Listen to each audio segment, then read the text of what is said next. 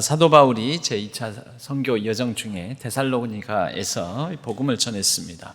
그곳에서 이 복음의 성과가 있었습니다. 하지만 유대인들이 시기하여서 지난주에 많은 어떤 유대인들이 불량배를 동원해 가면서까지 소동을 일으킵니다. 그리고 물리력을 행사해서 데살로니가에서 계속 복음을 전하지를 못하고 쫓겨가다시피 베레아라는 지역으로 옮겨가게 됩니다.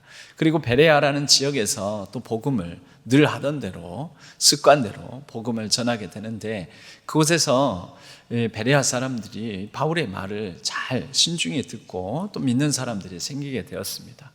문제는 데살로니가에서 바울을 쫓아낸 사람들, 그 불량배들이 베레아까지 와가지고 바울이 예수 그리스도의 복음을 전하는 것을 방해하게 되었습니다. 아마 생명의 위협까지 느껴지는 상황이 있었던 것 같습니다. 그래서 바울과 디모데, 실라 이렇게 선교 팀원들이 그 일행이 함께 같이 피하지를 못하고 흩어져서 먼저 바울은 아덴 지역으로 쫓겨 내려오게 됩니다. 그래서 바울은 아덴에서 이제 그 흩어졌던 선교팀 일행 디모데와 실라를 기다리게 되는 것이죠. 오늘 읽은 사도행전 17장 16절에는 이렇게 말씀합니다. 바울이 아덴에서, 이 아덴은 아테네, 현재 그리스의 수도 아테네를 성경 번역하듯이 읽은 것입니다. 똑같은 지명입니다. 똑같은 말입니다. 바울이 아테네에서 그들을 기다리다가, 그러니까 흩어졌던 그 무례배들을, 불량배들을 피하느라고 흩어졌다가 바울이 아테네에 먼저 와서 기다리고 있는 중입니다. 디모데와 실라를 기다리고 있는 중에, 그런데 그 아테네라는 그 성에 우상이 가득한 것을 보고 마음에 격분하여, 이 마음에 의로운 분노가, 이게 도대체 뭐지? 이게 뭐 하는 짓이지? 아니, 세상에 아테네가 인간의 가장 큰 지혜가 모여 있다는 철학의 중심 도시인 아테네가 어찌 이렇게 우상들을, 신상들을 많이 세워놓고 이럴 수가 있는가? 이제 그런 분노가 들게 된 것이죠.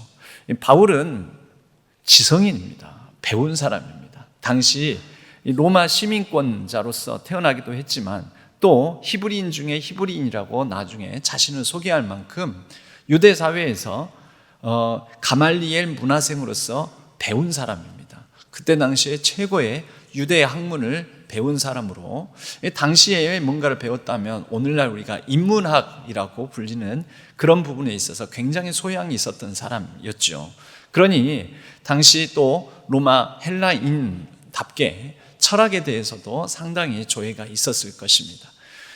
그리고 이런 이 당시 로마 헬라 문화권에 대해서 배운 사람으로서 이 헬라 철학의 중심 도시인 아테네, 철학의 중심, 지혜의 중심 도시였던 아테네를 향한 이 어떤 마음속에 동경이 있었을 테지요. 그곳에 가면 인생은 무엇인가, 우리 인생의 진리는 무엇인가, 삶이란 무엇인가, 사람은 왜 어떻게 살아야 되는 것인가, 또 각양각색의 여러 사물들을 놓고 토론하고 경론을 벌이면서 사람이 이르를 수 있는 최고 지식의 지성의 단계까지 이르는 사람들이 많이 있을 것이다 라는 생각을 했을 것입니다. 그런데 그렇게 동경해 왔던, 나름대로 헬라 철학의 꽃을 가장 활짝 피우고 있다라는 아테네에 왔더니, 아테네, 이게 신상이 웬 말입니까? 인간 지성이 그리고 철학이 가장 발달했다라는 이 동네에 우상들이 많은 것을 보면서, 신상들을 많이 세워놓은 것들을 보면서 그는 실망도 하고 또 유대인으로서, 그리스도인으로서 분노감까지 들었던 것이지요. 잠깐 이 아테네 지역을 여러분들이 혹시 TV나 이런 거에서 봤을 수도 있지만, 아테네 지역이 성경에 나오는 아주 먼 곳이 아니라 우리가 비행기 타고 여행을 갈 수도 있는 가까운 곳이다라는 이해를 돕기 위해서 잠깐 사진을 좀 보겠습니다. 이곳이 바로 아테네의 중심, 핵심이라고 할 수 있는 아테네의 아크로폴리스 한가운데 중앙 언덕배기 가장 중앙에 신전이 있습니다. 그 신전이 파르테논 신전입니다. 이 명칭을 이렇게 달아놨는데요. 이 중요한 아테네의 시민 광장이 아크로폴리스고요. 그 아크로폴리스의 핵심 건물이 파르테논 신전과 그리고 여러 어떤 신전 관련한 건물들, 또 다른 신전 관련한 건물들, 이렇게 해서 이렇게 현재 남아있는 유적지가 자리하고 있습니다. 이 아테네는 바로 이 아크로폴리스, 이곳을 중심으로 발달한 곳인데요. 그런데 이 파르테논 신전은 그럼 어떤 곳인가? 아테네라는 이 도시의 이름이 아테네 여신의 이름에서 따왔습니다. 아테네 여신은 지혜의 여신, 지혜를 상징하는 여신입니다. 그래서 아테네라는 도시는 지혜를 사랑하는 학문, 영어로는 필라소피, 그래서 철학이 매우 발달한 곳이었죠. 전 세계로부터 이 아테네에 이런 지혜를 놓고 같이 얘기 나누고 싶은, 배우고 싶은 사람들이 몰려든 곳이었고, 그런 사람들이 마음껏 토론하고 이야기 나누는 장소가 또 아크로폴리스였습니다. 그 중심에 파르테논 신전, 아테네 여신을 모시는 신전이 있었습니다. 아테네 여신을 어떻게 모시고 있었냐? 이 파르테논 신전 안에를 들어가면 이렇게 되어 있었습니다. 이 파르테논 신전 안에는 지금 이런 신상도 없고 안에 많이 무너지고 내부는 많이 파괴되어 있습니다. 이것은 상상도입니다. 그때 세워진 아테네 여신의 신상이 밑에 그 동상을 세우는 기초단만 높이가 4-5m 정도, 그리고 그 동상의 키만 해서도 11.5m 정도 되었다고 합니다. 여기에 금으로 이렇게 딱 붙여가지고 아주 귀하고 큰 압도적인 신상을, 이렇게 번쩍번쩍하는 신상을 만들었는데, 여기에 쓰여진 금만 1.1톤, 1.1톤이 1100kg입니다. 1100kg. 저는 1kg도 없습니다, 금이. 1100kg는 제가 이게 상상할 수 있는 영역 밖의 양입니다. 1100kg. 그러니까 아테네도 이민족과 더불어서 전쟁도 하고 침입도 당하고 정복도 당하고 그랬는데 제일 먼저 어딜 털어가겠습니까? 1100kg나 되는 금으로 이렇게 세워져 있는 요 여신 상부터 털어가지 않겠습니까? 값진 거니까요. 그래서 그렇게 파괴돼가지고 지금도 파르테논 신전은 보수 또 이렇게 정비 중인데, 이 파르테논 신전 안에는 아무튼 이런 어마어마한 크기, 또 11.5m 이러면 느낌이 안 오실지 모르겠는데, 요즘 공조기 때문에 저희 교회 공조기를 냉난방기 교체 작업 때문에 또 이렇게 업체들이 와서 설명을 하면서 다시 한번 얘기하는데, 저희 교회 이 천정 제일 높은 곳 천정 높이가 한 11m에서 12m 사이 정도 된다고 합니다. 그러니까 아테네 여신상이 어느 정도 높이인지 크기인지 가늠이 조금은 되시지요? 안 되세요? 그냥 아무튼 우리 교회만큼 크다, 우리 교회보다 조금 더 크다. 왜냐하면 밑에 기단이 4-5m니까요 이것보다 더 크다, 더 높고 더 크다. 우리 종탑 정도 높이까지, 종탑까지는 안 되겠네, 종탑 높이 정도 비슷하게 된다.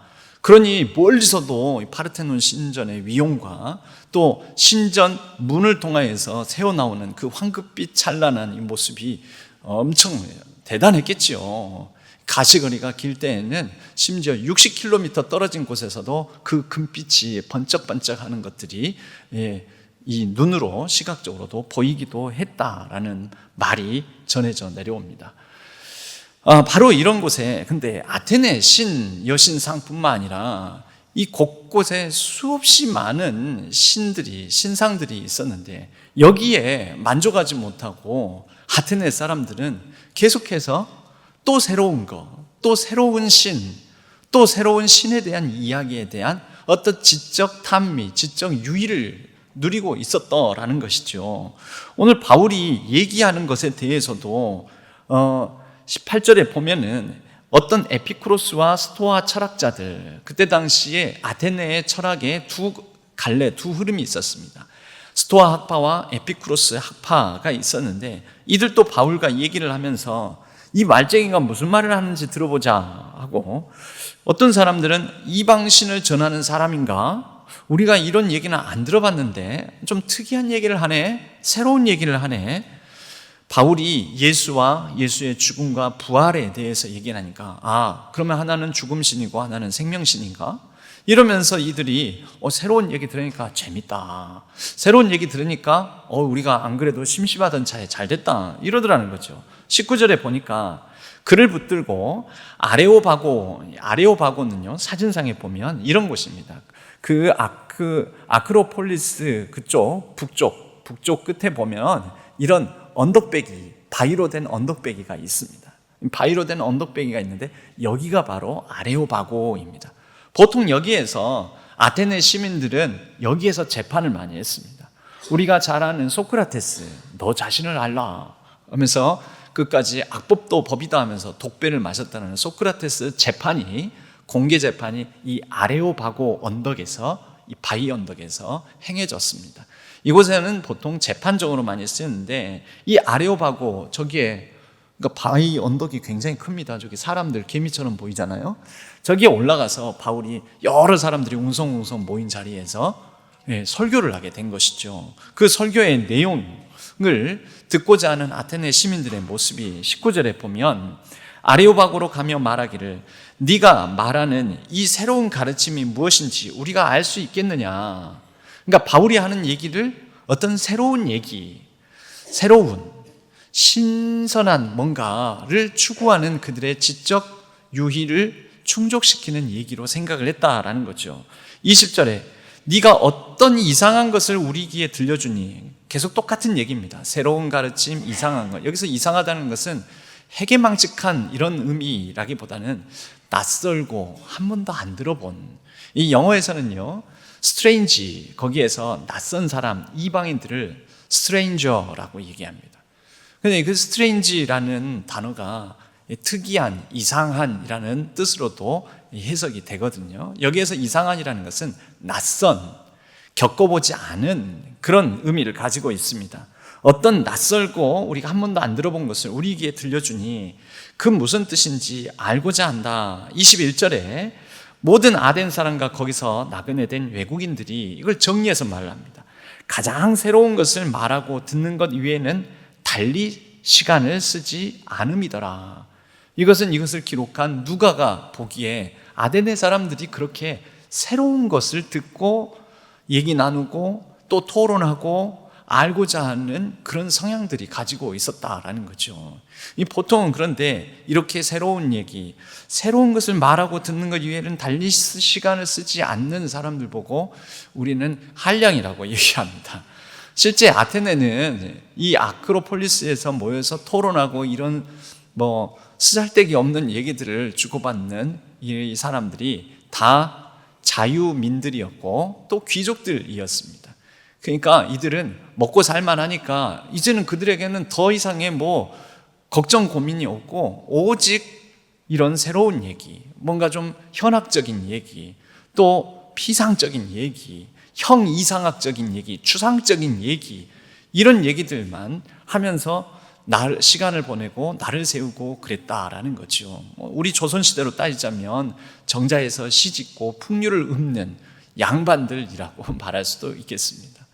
그런데 바울이 이런 현상들을 보면서, 이 아테네에서 일어난 이런 현상들을 보면서 우리 이 현대인의 가지고 있는 심리도 한번 생각해 봐야 되는데, 여러분, 아테네는 지혜가 넘쳐나는, 인간의 지성과 인간의 이성이 가장 활발하게 작동하는 곳입니다. 그래서 이런 학문을 추구하고 새로운 얘기 듣고 싶어하고 그러는 것일까? 이렇게 생각도 되는데요. 여러분, 오늘날 우리 현대인들을 보면, 오늘날 현대인들은 지금은 이제 환경 문제 때문에 재활용, 리사이클, 이런 얘기들 많이 하고 그러지만, 리유즈, 리사이클, 이런 얘기들을 많이 하지만요. 우리는 오늘 현대 사회를 소비 사회라고 합니다. 소비를 하면은 어떤 걸 소비합니까? 이제는 단순히 생존을 위해서 먹는 시대가 아니라 안 먹어본 거 먹고, 신선한 거 접하고, 안 가본 데 가보고, 안 본 거 보고, 내가 경험하지 않은 거 경험하고, 이런 것을 위해서 살아간다라는 것이죠. 그럼 오늘날 과학이 발달하고 그리고 이성이 발달하고 합리성이 발달하고 그런데 우리는 계속해서 신상을 추구합니다. 신상품, 새로운 상품. 요즘 입을 옷이 없어가지고 새로운 옷을 사는 사람은 아무도 없습니다. 입을 옷이 있는데 떨어지지 않았는데 실증 나서 새로운 옷, 새로운 신발, 이걸 통해서 우리는 내가 새로워질 것이다 라는 마음으로 새로운 것들을 자꾸 추구한다라는 거죠. 그게 소비사회, 소비가 만연한 사회의 특징입니다. 오늘 대한민국은 이미 그 단계에 접어들었죠. 여러분, 그렇게 보면 아테네에서 새로운 것이 아니면 도무지 흥미도 못 느끼고 반응하지 않는 아테네 시민들과 가장 철학이 발달한 그곳에서 역설적으로 그 새로움을 추구한 나머지 다양하고 여러 신들을 찾아 신상들을 세우고 그 신들을 섬기는 역설적인 모습이 오늘날 현대사회의 모습하고도 흡사한 부분이 있다라는 생각을 해봅니다. 여러분, 가장 과학이 발달한 오늘날에도 이제는 눈에 보이는 아테네처럼 신상을 세워두지는 않지만요, 우리는 자꾸 또 새로운 거.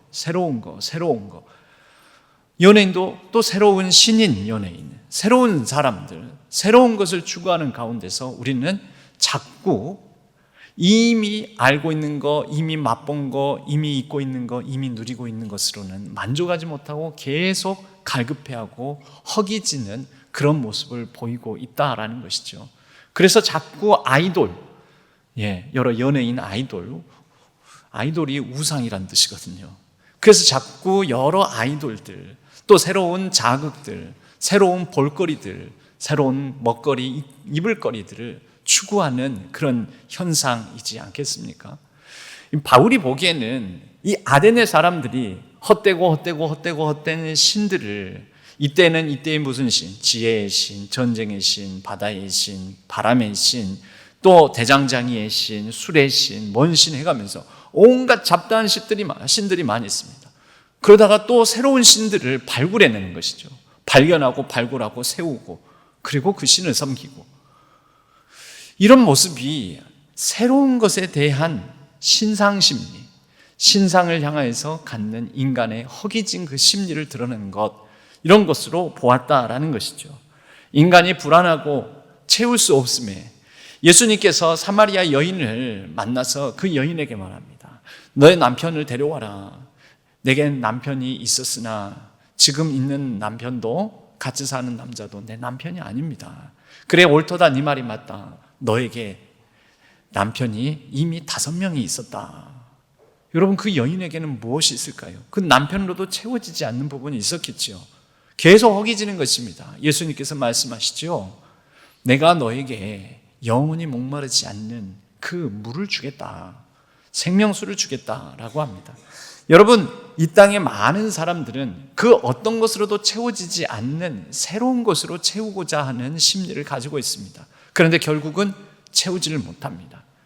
요즘 새로운 가족이 등록하면 저희 교회에서 이 풍성한 삶으로의 초대를 이 새가족들은 새가족부에서 그것을 하고 있습니다. 거기에 보면 세 번째 시간에 가면 인간의 행복의 조건이라는 그 장이 있습니다. 주제가 나오는데요. 인간이 행복해지려면 모든 사람들은 행복해지려고, 그러니까 삶의 만족을 느껴보려고 4가지를 추구한다라는 거죠. 1절에도 말씀드린 적이 있습니다. 권력, 명예, 그리고 부와 재물, 그리고 마지막으로는 쾌락. 그런데 여러분, 이게 채워지지가 않습니다. 삶의 만족이 안 됩니다.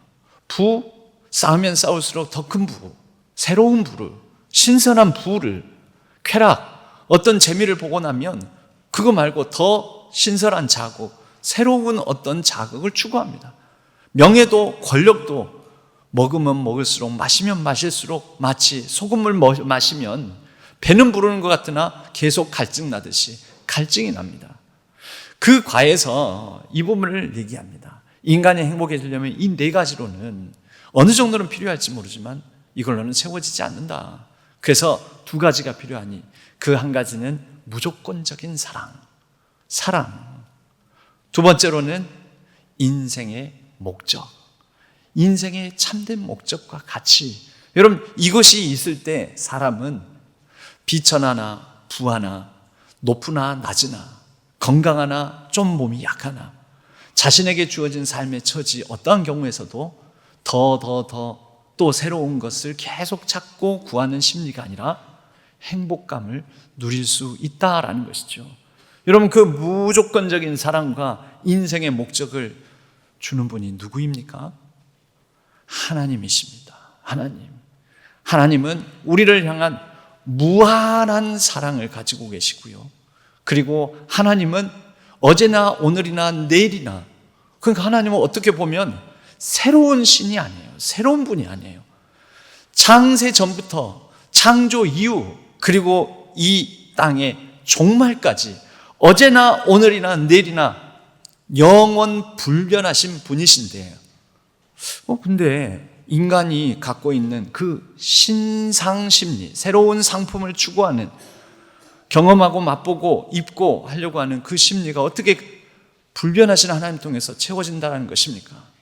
여러분, 진짜 사람이 새로움을 느끼는 것은요, 이거에서 이 맛 보고 이제 이거 맛 봤으니까 다른 맛 보고 이 옷 입어봤으니까 다른 옷 입어보고 이래 해서 채워지는 게 아니고요, 영원 불변하신 하나님에 대한 더 깊은 이해, 폭과 너비와 높이가 커짐으로써 그 하나님에 대한 경험이 요만한 경험에서 이만한 경험으로, 이만한 경험으로, 이만한 경험으로 그렇게 채워져 감으로 우리는 진짜 새로움을 경험하고 만족할 수가 있습니다.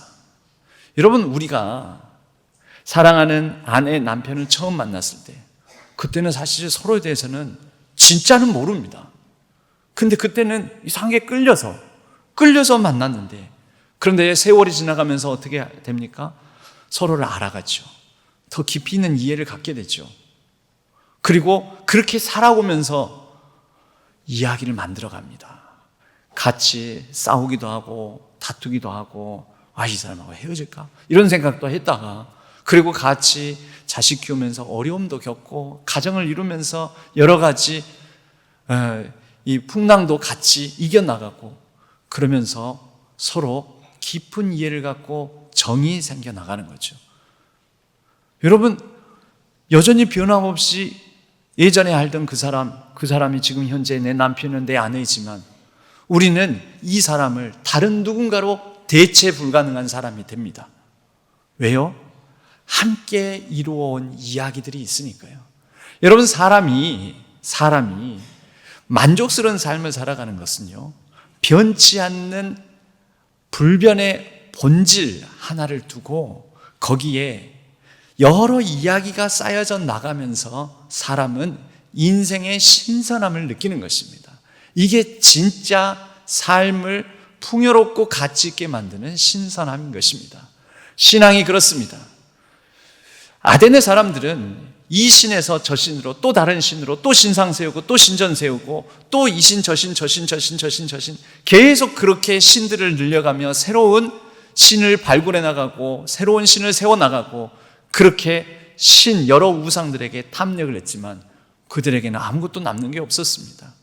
여러분, 진짜 참된 신, 참신, 영원 불변하신 하나님 한 분과 함께 일의 이해를 가지고 일만큼 알았을 때는 일만큼 하나님 사랑하면서 일만큼 누리다가, 그러나 하나님과 더불어 신앙생활을 해나가면서 10의 이해를 가지면 10만큼 새로운 발견을 하면서, 영원 불변하시고 무한한 사랑을 가지신 하나님이 이런 분이시구나, 그분과 더불어서 쌓아져 가는 이야기와 함께 100만큼 알게 됐을 때는 100만큼의 이해를 가지고, 이런 문제는 우리의 용량이지 하나님은 무한한 용량을 가지고 계시거든요. 어제나 오늘이나 내일이나 동일하시고 여기도 계시고 저기도 계시고 무소부재하신, 여러분, 한계가 없는 분이시기 때문에 우리가 그분을 알아가면 알아갈수록 날마다 새롭고 아침마다 새롭고 늘 새로운 성실하신 하나님의 무한한 사랑을 우리는 새롭게 느끼고 누리며 살아갈 수 있는 것입니다. 그래서 바울이 그 하나님을 전합니다. 그 하나님을. 그래서 바울이 아레오바고의 그 바위 언덕에 서서 내가 너희들이 알지 못하는 신을 전해주겠다. 22절에 보면은요, 바울이 아레오바고 가운데 서서 말하되 아테네 사람들아, 너희를 보니 범사에 종교심이 많다. 근데 이들의 종교심은 어떤 종교심입니까? 이 신에서 저 신으로, 저 신에서 또 다른 신으로, 또 다른 신으로 계속해서 옮겨가면서 신상 세우고 숭배하고, 모든 게 다 신이에요. 모든 게 범신론, 범사의 종교심이 많도다. 23절에 내가 너희들이 그렇게 경배하고 예배하는 모습을 보면서 너희가 너희를 위하여 세운 신들, 또 새로운 신들을 추구하면서 살아가는 너희들의 그 신상들, 제단들을 보다가 보니까 알지 못하는 신에게, 알지 못하는 신, 그러니까 너희들이 앞으로 미지의 어떤 신을 발견해낼지 모르니까 그렇게 만든 단을 보았는데, 그래, 너희들에게 진짜 너희들이 한 번도 듣도 보도 못한 진짜 참신에 대해서 내가 전해주겠다 하고 설교를 합니다. 여러분, 여기에서 사도 바울이 전한 설교는 사실은 이방인들, 또 일반적인 종교들, 기독교가 아닌 타 종교에서 일반적으로 갖고 있는 신관, 특별히 이때는 고대 시대니까요, 고대 시대에 일반적인 통용되는 신에 대한 관점을 가지고 있는 아테네 사람들에게 기독교의 신관, 성경이 말하는 하나님에 대한 관점을 대조적으로 대비해서 전해주는 설교 내용입니다. 그래서 이 두 가지를 비교 대조해서 여러분들에게 좀 말씀을 드리고자 합니다.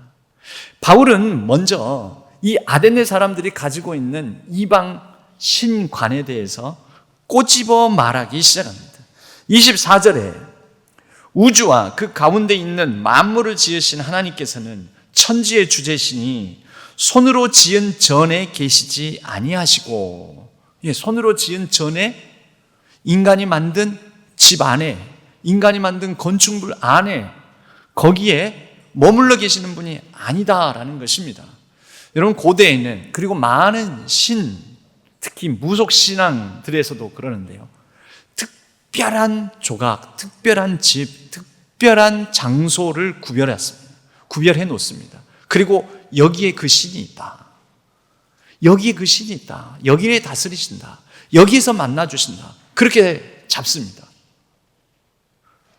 그리고 이 신을 향하여서 뭔가 드릴 것을 갖고 와야 된다, 그리고 드려야 된다. 그리고 드리면 그 신이 이것을 받으시고 기뻐하시고, 화가 났다면 화를 푸시고, 또 이것을 받으시고 얼마만큼의 정성을, 얼마만큼 대단한 것을 바치는지 드리는지를 딱 확인하신 다음에 많이 갖고 왔구나, 대단한 거 갖고 왔구나 하고 기뻐 받으신다라는 거죠. 어디서요? 특정한 그 장소 안에서. 그리고 이것을 행하고 대리해 주는 사람이 있는 거죠. 그게 바로 신전에서 일하는 사제들. 여기까지 말하면 어떤 분들은 기독교도 비슷한 거 아닙니까? 여러분, 기독교 잘못 배워서 그러신 거예요. 기독교는 그렇지 않아요. 여러분, 기독교는 다르게 얘기를 합니다. 오늘 사도 바울이 첫 번째로 손으로 지은 전에 계시지 아니하다. 솔로몬 성전도 있지 않습니까? 여러분, 심지어 솔로몬도 그 성전을 지어놓고 하늘 위에, 이 땅에 모든 것 위에 넘어서 초월하신 하나님께서 어찌 인간이 지은, 내가 솔로몬이 지은 이 성전, 이 조그만 것에 거하시겠나이까? 솔로몬도 그렇게 얘기를 했어요. 여러분, 구약 성경의 바탕을 두고 그리고 신약까지 이어지는 우리 기독교의 하나님관, 신관은요, 하나님은 인간의 손으로 지은 것 안에 머물러 계시는 분이 아닙니다. 다시 말해서 갇혀있는 분이 아닙니다. 여러분, 하나님이 이 교회당 안에만 계시겠습니까? 교회당 밖으로 나가면은 하나님 안녕히 계세요 하고 가끔 그런 심리를 가지신 분들도 있는데, 하나님 안녕히 안 계세요. 여기에 안녕히 계세요 하는 분, 그분 껌딱지처럼 붙어서 같이 가세요. 무소부재, 무소, 장소가 없다. 부재, 아니 계신 장소가 없다. 무소부재의 하나님이세요. 하나님 어디 계십니까? 우리 일상 곳곳에 계세요. 손으로 지은, 여러분 손으로 짓고 성전이다, 신전이다 하면은 그걸 구별한 사람이 있겠죠. 지은 사람이 있겠죠. 그러면 거룩한 장소는 누가 잡은 거예요? 그 사람이 잡은 거잖아요. 사람이 여긴 거룩하다. 그리고 집 지어놓고 여기에 신이 계신다. 그러면 신이 높아요? 이거 지은 사람, 거기 점지한 사람이 높아요? 그 사람이 더 높지요. 그러고 나서 여기 신이 계신다. 그러면 신을 가다 놓은 거네요. 집으로? 집 만들어서? 이런 신앙을 가진 분들도 있다라는 거죠. 바울이 그것을 꼬집습니다. 야, 진짜 신이라면 어떻게 인간이 지은 것 안에 갇혀 계시겠냐. 근데 너희들은 왜 어마어마하게 금 붙여놓고 1.1톤짜리 금 붙여놓고 이게 신이다고 하면서 신전 안에 가둬놓느냐. 여러분, 우리는 우리의 호흡하는 생명을 가지고 살아가는 모든 일상 곳곳 그 하나님이 우리와 함께 하십니다. 우리가 믿는 하나님은 그런 분이십니다. 25절에 바울이 또 무엇이 부족한 것처럼 사람의 손으로 섬김을 받으시는 것이 아니니. 여러분, 우리의 착각이 있습니다. 뭐냐? 내가 하나님을 만족시키기 위해서 하나님께 뭔가를 드린다라고 생각하시는 분이 있습니다. 우리로 따지자면 헌금. 여러분, 헌금을 하나님 만족시키기 위해서 드리십니까? 혹시 그렇게 알고 계신다면 깨트리시기 바랍니다. 여러분, 하나님은 돈이 필요가 없어요. 그건 이미 하나님 것인데. 하나님은 돈이 필요 없어요. 하나님이 무슨 돈이 필요하십니까? 그 돈으로 뭐 하게요? 집 짓게요? 땅 사게요? 아니면 뭐 드시게요? 뭐 입으시게요? 아니요, 하나님 필요 없어요. 하나님은 그런 거 소용 아무 필요가 없는 분이십니다. 모세가 가시떨기, 불타는 가시떨기에서 하나님을 만났습니다. 하나님 어떤 분이신가요? 하나님은 인간이 뭔가를 드리고 그래서 귀한 금이나 금붙이로 치장을 하고 그럴 때 이제 좀 하나님답네.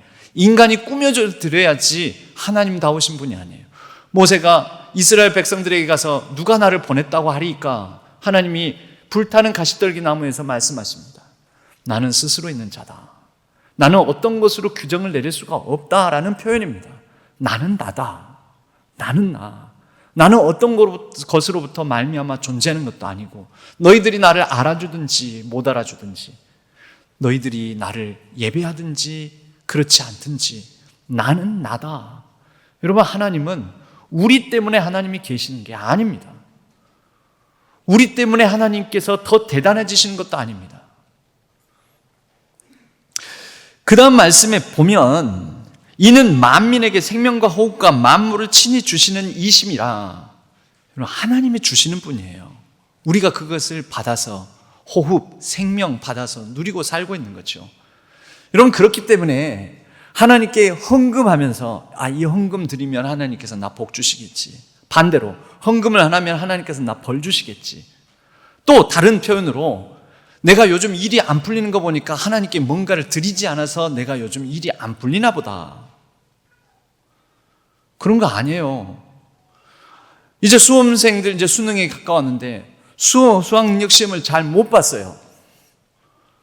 내가 헌금을 제대로 안 드려서 하나님께 뭔가 그럴싸하게 하나님께 내가 이렇게 드리지를 않아서 하나님께서 이 시험 못 보게 하셨나 보다. 여러분, 저도 알고 여러분도 알고 우리 모두가 아는 상식적인 게 있어요. 왜 시험 못 봤을까요? 공부를 안 해서 그런 거예요. 그건 너무 당연한 거예요. 공부를 안 해서 평소에 몇 년 동안 공부를 안 했어요.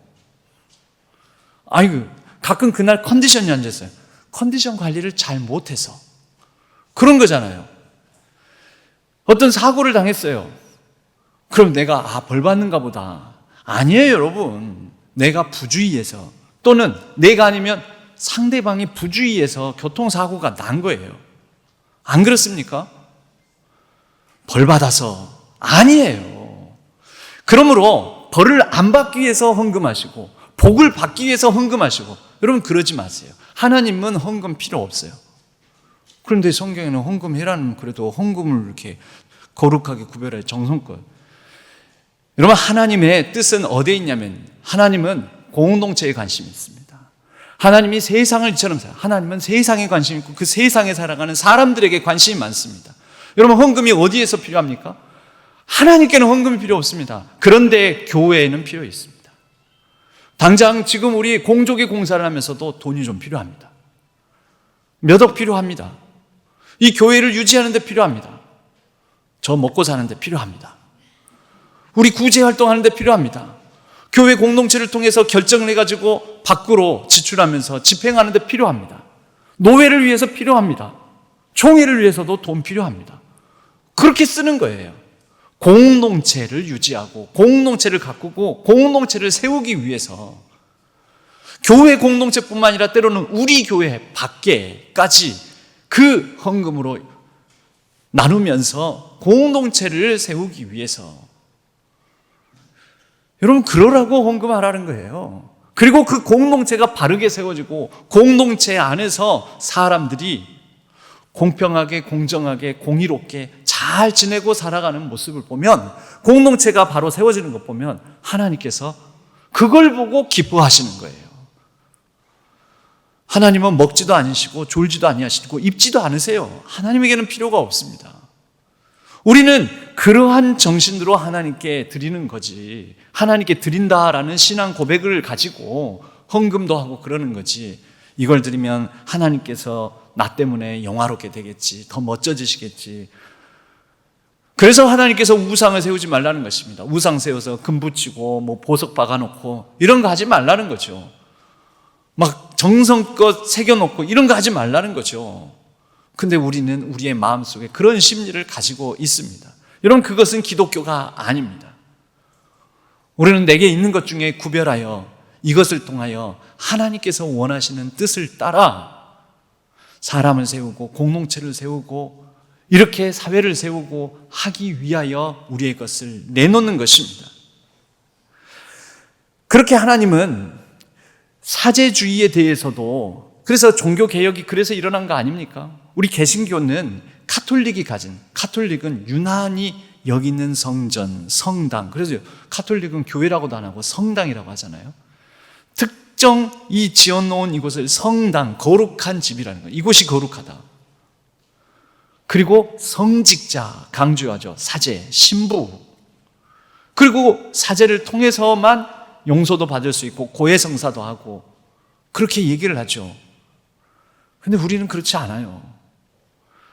우리는 모든 믿는 사람은 하나님 앞에서 모두가 다 제사장이다. 너희는 택하신 족속이요 왕 같은 제사장들이요. 하나님을 믿는 모든 사람은, 모든 그리스도인들은 다 제사장들이다. 여러분, 구체적으로 고린도전서 6장 19절에 보면 여러분의 몸은 여러분 안에 계신 성령의 성전이라는 것을 알지 못합니까? 여러분은 성령을 하나님으로부터 받아서 모시고 있습니다. 여러분은 여러분 자신의 것이 아닙니다. 하나님이 내 안에 거하시니까. 여러분, 하나님이 인간의 손으로 지어진 건물 안에 거하십니까? 아니, 거기에도 계시겠지만 거기에만 계시지 않죠. 우리 안에 계시죠. 우리는 누가 지었습니까? 우리의 생명 호흡은요? 아니, 부모님께요. 부모님인데 그 부모님이 생명, 단순히 이 살점 덩어리만 있다고 해서 생명이 되는 건 아니잖아요. 우리는 하나님이 지으셨어요. 하나님이 직접 지으신 그 생명 가운데 하나님이 함께 하신다라는 것입니다. 그래서 우리가 모두 다 거룩한 존재로서 거룩한 예배당입니다. 우리가 살아있어서 걸어가는 곳곳이 다 예배당이 되는 것입니다. 우리는 어느 곳에서든지 기도할 수 있고 어느 곳에서든지 무슨 행위를 하든지 그 모든 삶을 통하여, 삶의 행위를 통하여 예배자로 살아갈 수가 있습니다. 특정한 곳에서만 예배를 드리는 게 아니라는 것입니다. 로마서 12장 1절은 그래서 말씀합니다. 형제자매 여러분, 그러므로 나는 하나님의 자비하심을 힘입어 여러분에게 권합니다.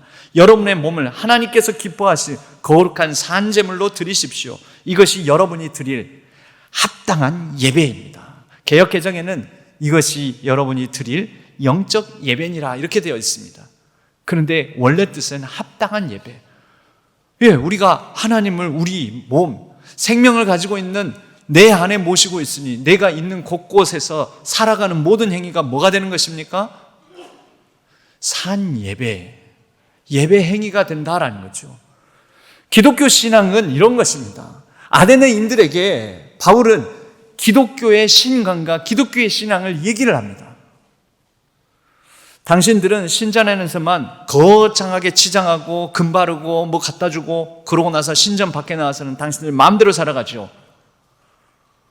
근데 진짜 신은 신전 안에만 갇혀 있는 게 아니에요. 진짜 참신 하나님은 신전 밖에서 저와 여러분 생명을 가지고 있는 우리와 함께 우리의 일상 속에 늘 같이 계십니다. 바울이 그러한 신을 소개하고 얘기하는 것입니다. 27절 말씀에 보면 이는 사람으로 혹 하나님을 더듬어 찾아 발견하게 하려 하심이로되 왜요? 하나님께서 우리 가운데 우리 곁에 우리와 늘 함께 하시니까요. 그는 우리 각 사람에게서 멀리 계시지 아니하도다. 그러므로 여러분 얼마나 우리가 준엄하게 살아야 되겠습니까? 어디서만 신전 안에서만 거룩하게가 아니라 밖에 나와서도 일상 속에서도 무엇을 하면서 먹든지 마시든지 무엇을 하든지 그분이 가까이 계시니까 거룩하게 살아야 되는 것이죠. 미가서 6장 6절, 7절, 8절은 이러한 하나님의 뜻을 이렇게 전하고 있습니다. 내가 주님 앞에 나아갈 때, 높으신 하나님께 예배드릴 때 어떻게 하나님께 나아갈까? 무엇을 가지고 가야 될까? 여러분, 이게 이방신을 섬기는 심리죠.